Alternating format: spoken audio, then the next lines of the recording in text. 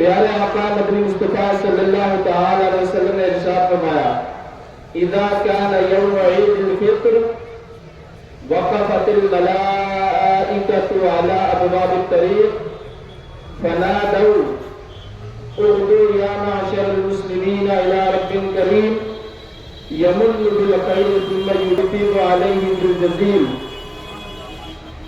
لقد امرتم بقيام الليل فقمتم وأمرتم بصيام النهار فصمتم وأطعتم ربكم فاقبضوا جوائزكم فإذا صلوا نادى مناد على إن ربكم قد غفر لكم فارجعوا راشدين إلى رحابكم.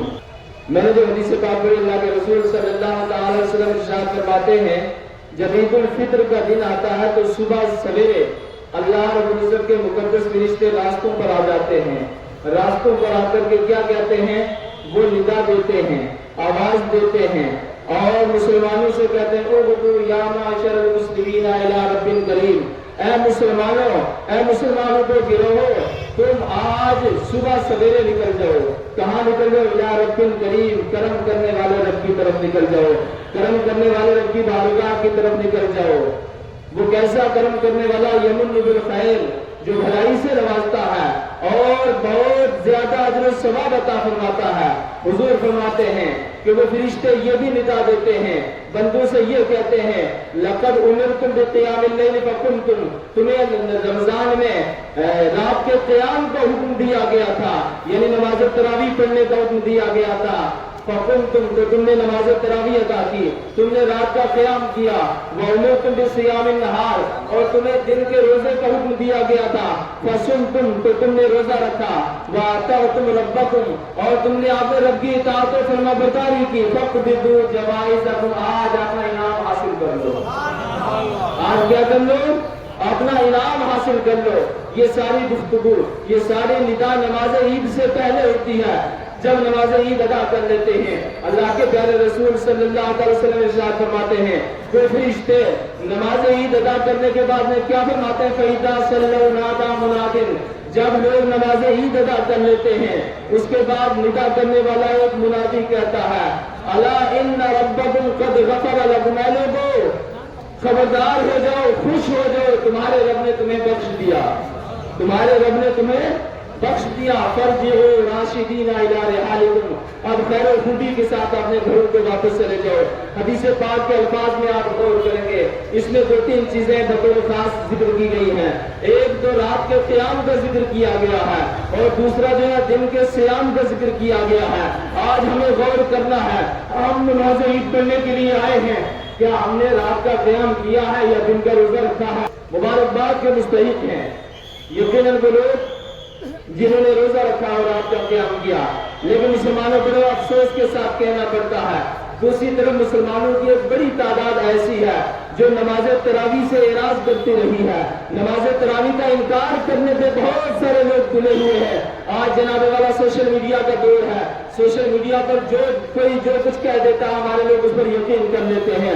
پچھلے جمعہ کو بھی مفتی صاحب قبلہ کی بارگاہ میں ایک شخص آیا اور اس نے کہا حضرت میں تو نماز تراویح نہیں پڑھتا. مفتی صاحب نے فرمایا تم نہیں پڑھتے وہ تمہارا عمل ہے، صحابہ کرام نے پڑھی ہے، بزرگان دین نے پڑھی ہے، اسلاف کرام نے پڑھی ہے. بہرحال میں آپ کو آج دعوت فکر دے رہا ہوں ہم کہاں جا رہے ہیں، آج ہماری قوم کہاں جا رہی ہے، ہمارے نوجوان کہاں جا رہے ہیں. کیا حضرت عمر فاروق رضی اللہ تعالیٰ عنہ سے زیادہ حدیث ہم سمجھنے لگے ہیں؟ کیا عثمان غنی سے زیادہ سمجھدار ہو گئے ہیں؟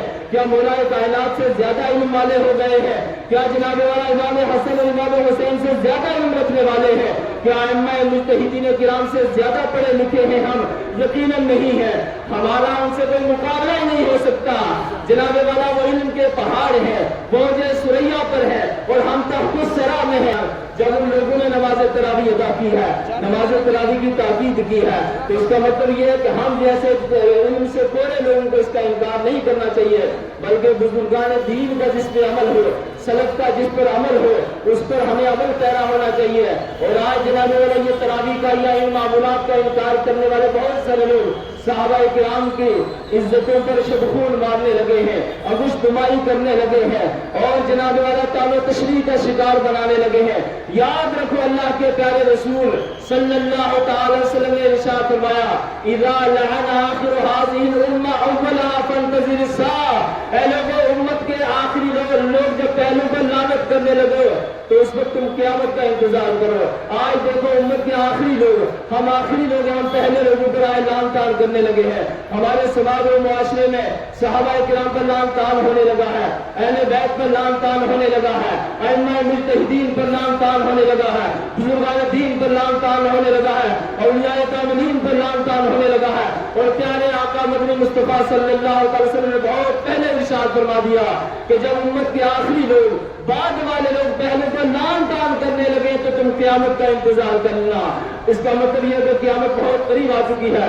اس لیے مسلمانوں، آج ضرورت اس بات کی ہے کہ جو لوگ ہمارے سماج و معاشرے میں اس طرح کے ہیں، اس طرح کے عناصر جو جنم لے رہے ہیں، ان کی نشاندہی کی جائے اور جلال والا ان سے اعراض کیا جائے، ان سے دور بھاگا جائے. اور بزرگان دین سے جو ہمارا جو ناتا ہے، بزرگان دین سے ہمارا جو رشتہ ہے، وہ جیسے پہلے مضبوط تھا اس کو مضبوط رکھنا ہے. اور یاد رکھو جو صحابہ کرام، کتنے عظیم صحابہ کرام ہیں جن کی جلال والا یہ سنت کریمہ ہے کہ انہوں نے نماز تراویح ادا کی بطور خاص. حضرت عمر فاروق رضی اللہ تعالیٰ عنہ نے ایک حافظ کے پیچھے سارے صحابہ کرام کو اکٹھا کیا تھا اور اس کے بعد فرمایا تھا نعمت البدعۃ هذه، یہ بدعت کتنی اچھی ہے، یہ طریقہ کتنا اچھا ہے کہ ایک حافظ قرآن مسلح امامت پر کھڑا ہو کر کے قرآن پاک سنا رہا اور سارے صحابہ اس کی اقتداء میں نماز تراویح ادا کر رہے ہیں. مجھے بتاؤ کون ہے یہ جو یہ دعویٰ کرے کہ جناب والا ہم حضرت عمر سے زیادہ سمجھدار ہو گئے ہیں؟ یقیناً نہیں سمجھدار ہو سکتے. وہ ایسے ہیں، حضرت عمر کی ایسی شان ہے. اللہ کے رسول صلی اللہ علیہ وسلم نے ارشاد فرمایا لو کان بعدی نبی لکان عمر، اگر میرے بعد میں کوئی نبی ہوتا تو عمر ہوتے. وہ شان ہے حضرت عمر فاروق رضی اللہ تعالیٰ عنہ کی. اور آپ ہی کے بارے میں پیارے آقا صلی اللہ علیہ وسلم نے ارشاد فرمایا کہ عمر کا سایہ جہاں پڑ جاتا ہے شیطان وہاں سے بھاگ جاتا ہے.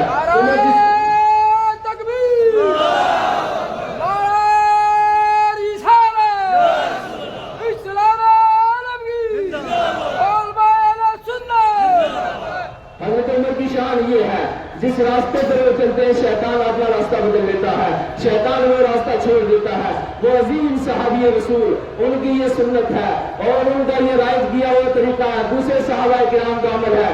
اس لیے مسلمانوں آج ضرورت اس بات کی ہے کہ علماء اہل سنت کے قریب رہا جائے اور وہ جو تحقیقات قرآن و حدیث کی روشنی میں پیش کرتے ہیں انہیں پر یقین رکھا جائے اور اسی پر عمل کیا جائے. یقیناً مصباحی صاحب ہوں یا دیگر علماء ہوں، اپنے باپ کی بات کوئی نہیں سناتا ہے، ہمیشہ قرآن کی آیت پڑھ کر کے سنائیں گے، اس کا ترجمہ تفسیر بتائیں گے، یا کوئی حدیث پاک پڑھ کر کے اس کی تشریح بتائیں گے.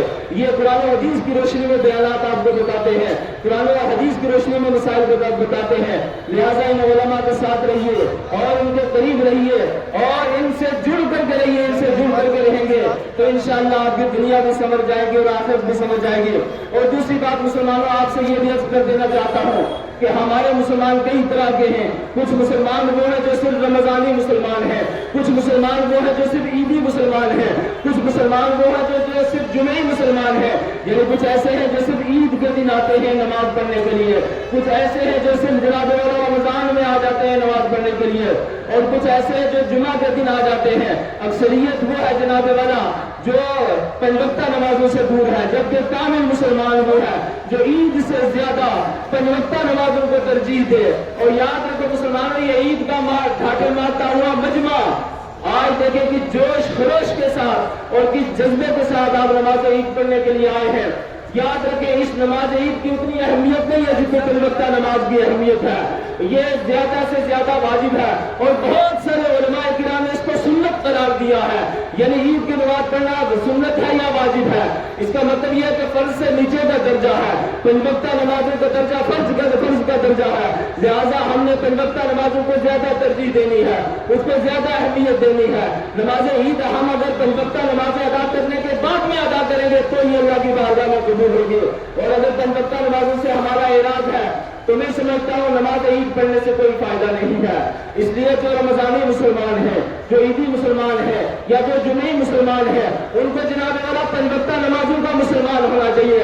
ہر وقت وہ اپنا رشتہ اللہ سے جوڑے رکھیں اور ہر وقت جناب والا اللہ کی عبادت کریں اور اللہ کے رسول اور بزرگان دین سے اپنا رشتہ اللہ کا مضبوط رکھیں. اور تیسری بات میں آپ سے یہ بھی عرض کروں گا مسلمانوں، یہ ساری چیزیں آپ کو علماء بتاتے ہیں کہ نماز کی کیا اہمیت ہے، 5 وقتہ نماز کی کیا اہمیت ہے، اور جناب والا نماز عید کا کیا مقام و مرتبہ ہے یا نماز جنازہ کی کیا حیثیت ہے، یہ علماء بتاتے ہیں.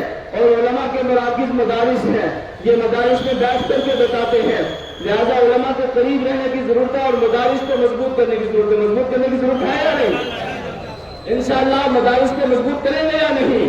اور یاد رکھو مسلمانوں، بہت ساری جگہوں پہ سنا جاتا ہے، بہت سارے لوگ علماء کو ائمہ کو دباتے ہیں، ان کو پریشان کرتے ہیں اور پھر اس کے بعد وہ خواب دیتے ہیں جناب والا یہاں پر ختم بخاری کیوں نہیں ہو رہا ہے. میں آپ سے یہ گزارش کر دینا چاہتا ہوں کہ پرندے کے پر کاٹ کر کے اس کو اڑنے کے لیے کہنا، میں سمجھتا ہوں یہ پرندوں کا کام نہیں ہے. بہت ساری جگہ علماء کے ہاتھوں میں ہتھکڑیاں ڈال کر اور پاؤں میں بیڑیاں ڈال کر کے یہ کہا جاتا ہے کہ بخاری کا ختم ہونا چاہیے، یہاں مسلم کی تعلیم ہونی چاہیے. میں گزارش کروں گا اگر آپ بخاری کا ختم دیکھنا چاہتے ہیں، مسلم کی تعلیم دیکھنا چاہتے ہیں، پھر علماء کو مختار کیا جائے، ان کو آزاد کیا جائے. جو منہج اور جو نہج وہ جانتے ہیں، جس منہج اور نہج سے انہوں نے پڑھا ہے، اس طریقے کار کو وہ اپنے مدرسے میں لاگو کریں گے، نافذ کریں گے تو انشاءاللہ مدرسہ ترقی کرے گا. پھر ختم بخاری بھی ہوگا، ختم مسلم بھی ہوگا. اس بات کی آپ تائید کرتے ہیں نا؟ نعرہ رسالت، علماء اہل سنت، عوام اہل سنت، نعرہ حیدری. یہ ضرورت اس بات کی ہے جو کمیٹیاں علماء کو دباتی ہیں، ائمہ کو دباتی ہیں، ان کو ہوش کے راہ پر لینا چاہیے. آپ کہاں جا رہے ہو؟ آپ کا منصب نہیں ہے.